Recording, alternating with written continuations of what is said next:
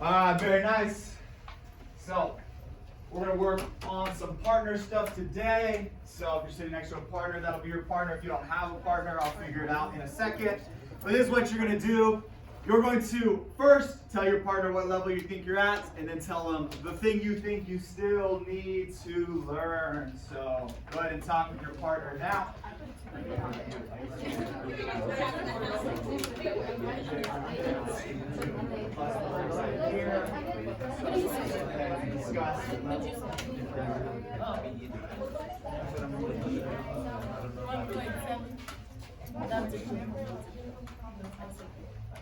Alright. Sounds good. Alright. Alright, so I'm going to start asking people what their partner said. So hopefully you have your answer ready to go. Sally, what's one thing that Braylon said he needed to learn before this quiz? Real world problems? Not bad. Alright. Marianne, what's one thing Michaela said she needs to be ready for? Needs more practice. Well, we're going to do both of those things today. So let's get started on that. Alright, you've got a spot on your paper with a blank triangular prism. Here are the dimensions. Go ahead and determine the volume on your paper.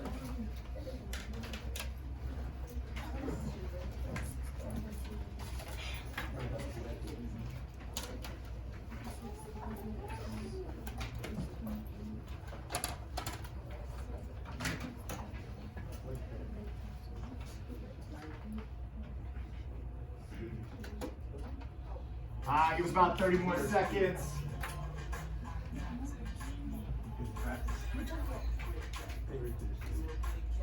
What?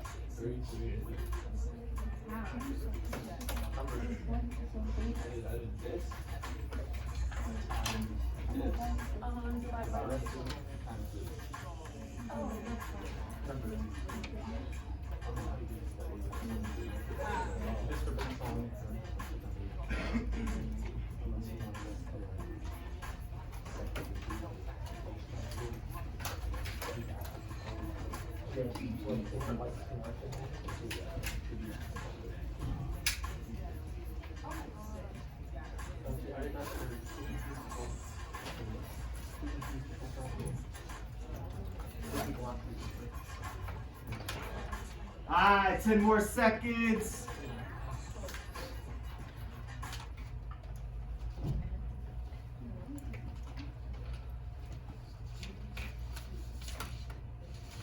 Alright, so this is what I want you to do. Compare answers with your partner, see what they got, see if you agree.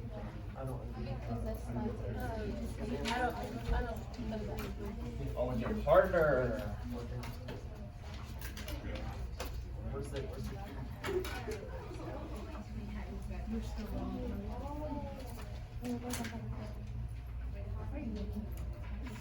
Oh my god!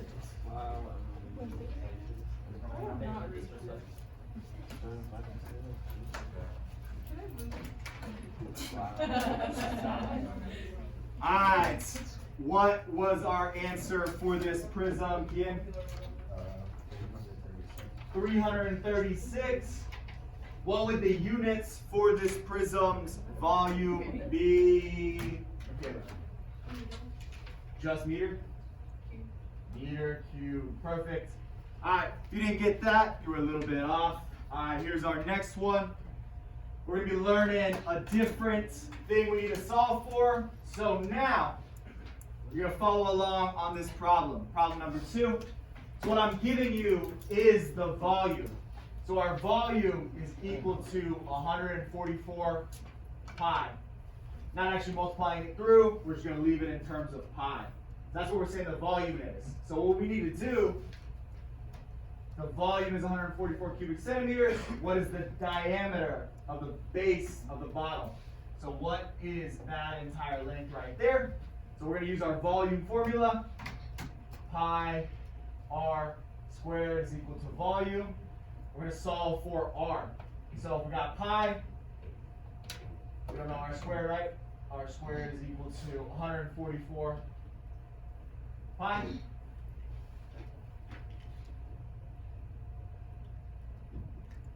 Oh wait, sorry, times our height, right? Oh my goodness. Volume formula right there. So we can plug in our height, which is 9 pi r squared is equal to 144 pi.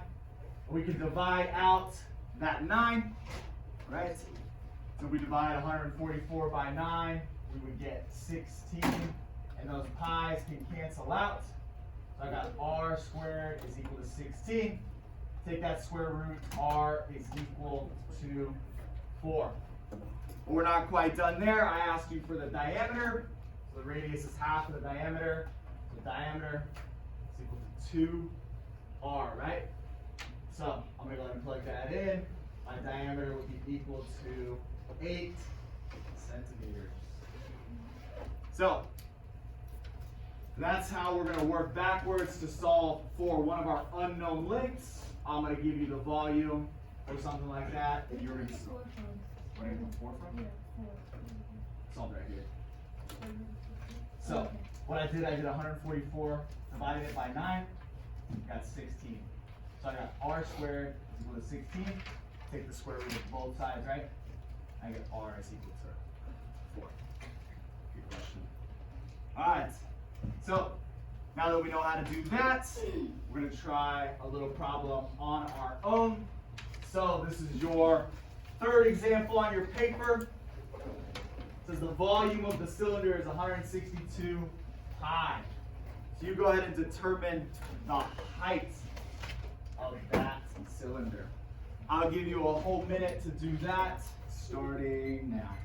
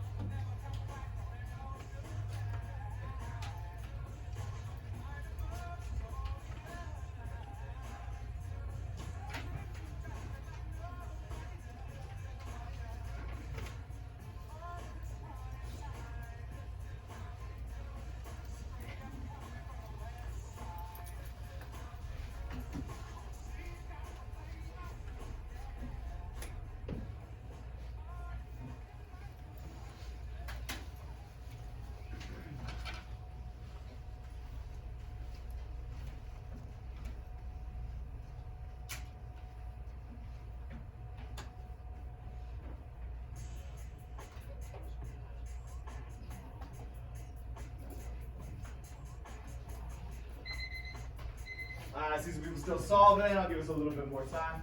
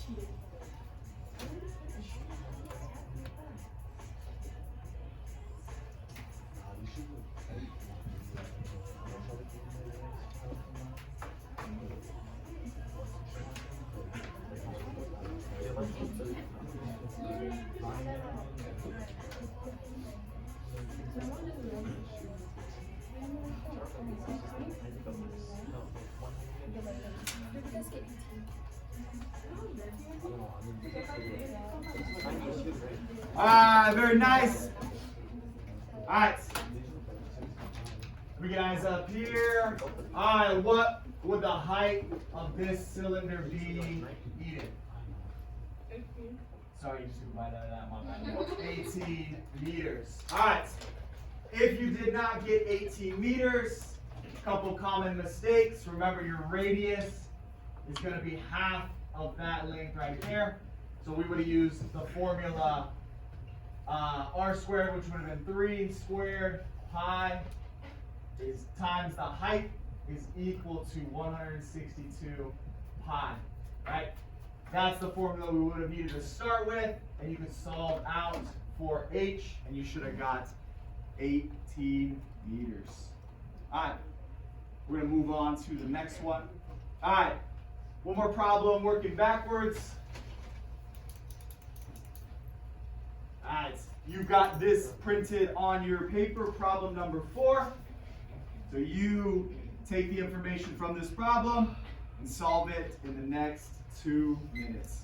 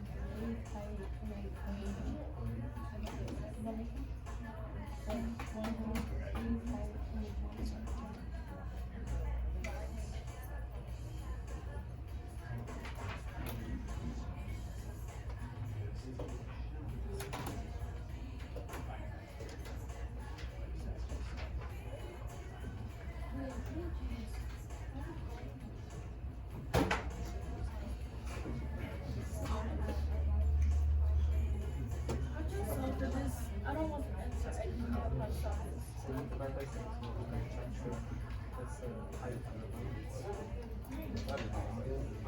That's how you do it. I think 5 seconds, right? The whole equals 6 times the base times 17. But only these two are. And you know, these are in like correct. So then I did times put this by 2 to get rid of that. Yeah, 20 equals 6 times those two should be rid of 5. And then divide by 6 gives you 170 divided by 17. Yeah, you could multiply by 2 first or divide by 2 first. You'll end up with the same answer. No, confuse No, me. multiply by 2 or divide by 17. Oh,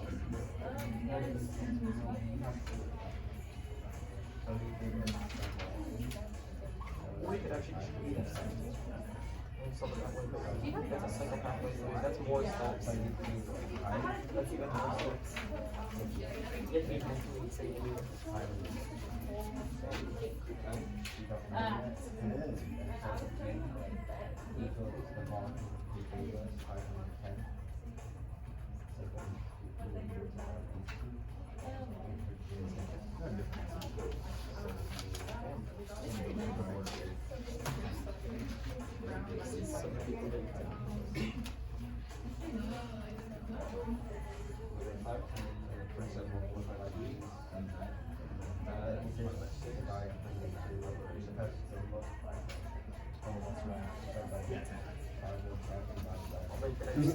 No, this is what happens.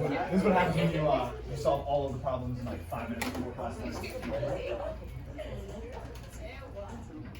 Alright. So, for this one, should have got an area of what, Liam? Not an area. And we're trying to solve for the base, so we should have got a base of how long?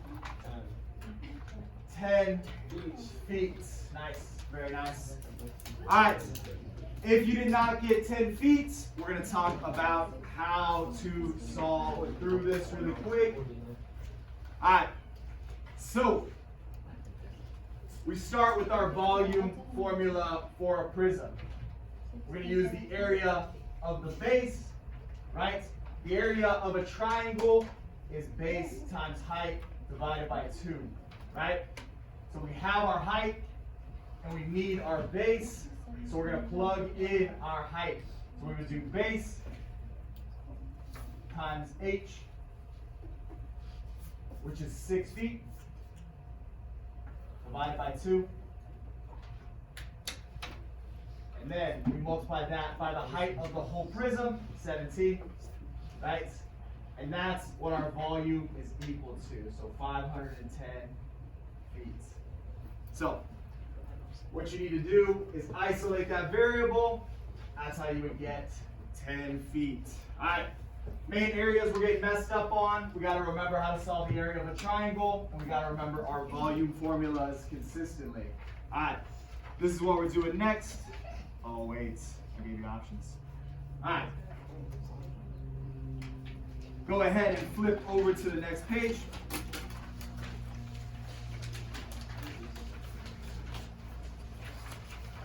All right, so take a look up here. So someone is suggesting that you could use any of these three formulas, or any of these three equations to solve for the volume of this rectangular prism. So this is what I want us to do. I want us to think about how we solve for the volume of any prism and explain why all three of these work to solve for our prism. So I'm going to give us 1 minute to start thinking about this, maybe jot some notes down of why they all three work, and then after a minute, we're going to talk with our partners. So go ahead and write some stuff down starting now.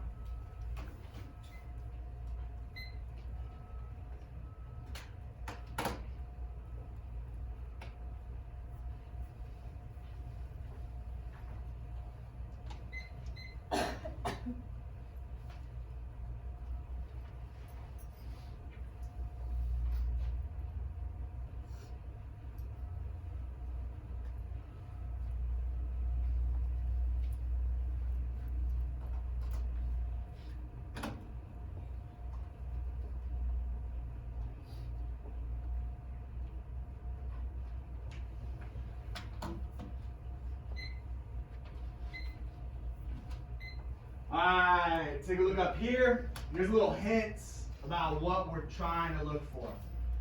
What does it have to do with the base of a prism?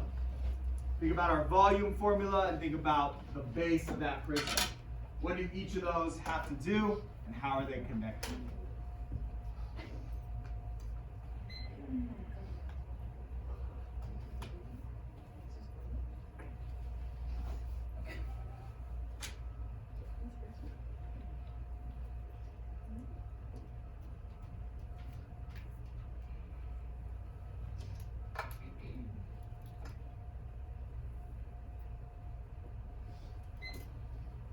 Alright, this is what I want you to do.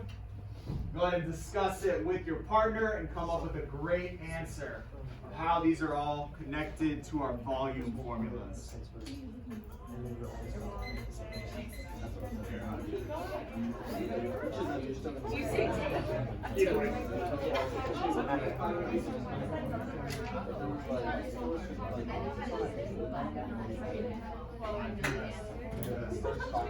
Yeah, you're done.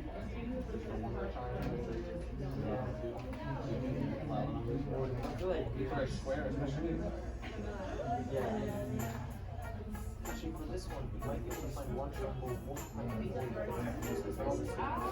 and then multiplied by 9. Or you might be able to find one triangle multiplied by 5 and multiplied by this. What? I don't know, that's confusing. Did that hurt? Did you get cute? It's red.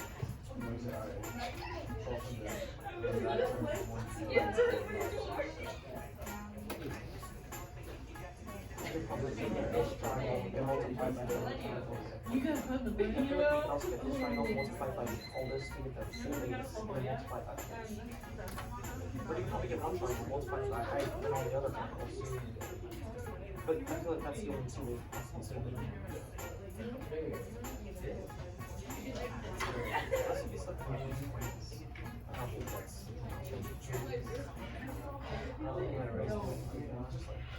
Alright, let's get ready to do some explaining. Alright, answers that I'm not looking for is they all add up to the same number. That's not necessarily what I'm asking.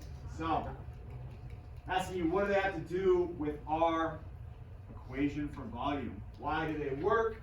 Alright, first person I'm going to ask to do their best to explain is... Javier. Fluid measurements are multiplying these.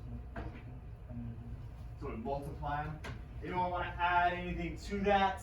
Anissa.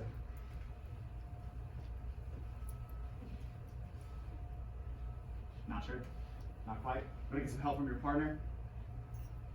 I never tell you with prisms, there's not an exact face. All faces are All bases. faces are bases. Wow, that's creative. I like that. So you're saying, Edith, that this could be a base right here, even though it's not on the bottom? But you're also saying that we could have a base right here? No? Yeah. Not bad. Alright, this is what I want us to see. The volume for prisms is equal to base times height. We say big B, that's the area of a base. So on a rectangular prism, we can have the base be the front, we can have the base be the side, the base can be the top. Any of those can be the base. So right here, if you did 12, you did 4 times 3, so your base was up here. If you did 15, your base was back here.